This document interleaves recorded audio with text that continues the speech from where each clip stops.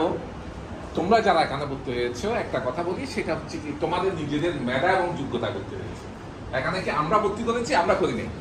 জাতীয় বিশ্ববিদ্যালয় ফলাফল দিয়েছে, আমি চাইলে আমার বাচ্চাকেও ভর্তি করতে পারবো না।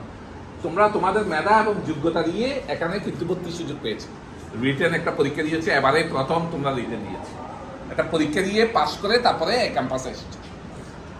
তাহলে মেধা ভিত্তিতে ভর্তি হয়েছে। এখানে আমাদের কোনো ক্রেডিট নেই, ক্রেডিটটা সম্পূর্ণ তোমাদের।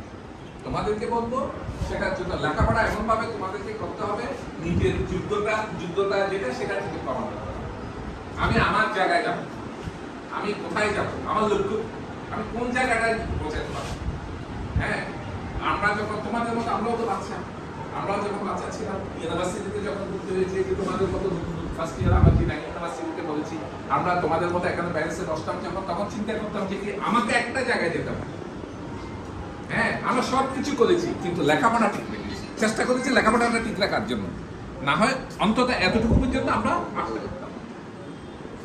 আমরা চাই, আমরা যেহেতু তোমাদের